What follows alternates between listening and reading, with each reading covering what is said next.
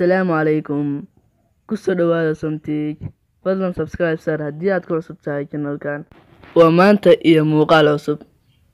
Maanta appkeena wuxuu ku saabsan yahay qaabka loo bedelo application misana looga bedelo magaca iyo sawirka. Xitaa haddii aad qof kale u dirtid in uusan iska bedelayn sawirkii iyo magacii aad adiga saartay.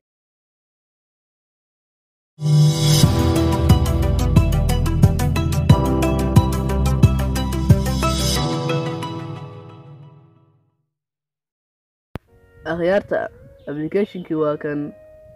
Application-kan waxaad ka heli doontaan muuqaalka daawanaysa hoostiisa.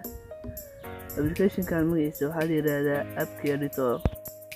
Markii aan soo furno application-kan wuxuu ku soo saarayaa 40 option. Haddaba waxaan dooranaynaa option-ka labaad. Select app from. Kadib waxaad ku dhufanaysaa app-ka inaad bedeshid.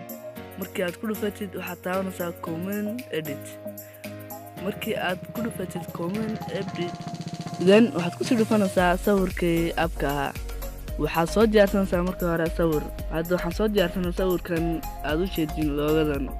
Markii aan ku dhufano balse waxaan doonaynaa in haddana aan ka sii bedelno magaca ku qoran app-kan aan bedelino. Waxaan ku qoraynaa Somtig.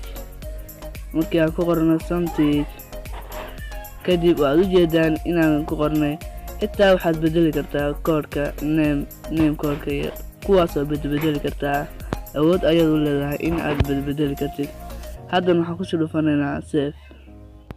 Markii aan save ku dhufano kadib waxaad raacaysaa install.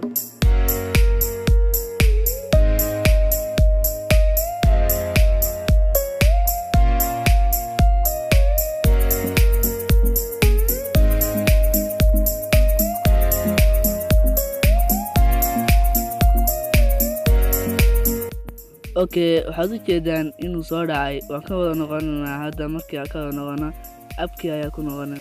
Haddaba waxaad u jeedin in uu nooga bedelmay app magaca iyo sawirkaba. Okay, akhyaartahay waan ku sii dhufanaynaa oo u jeedin in ay CMT tahay.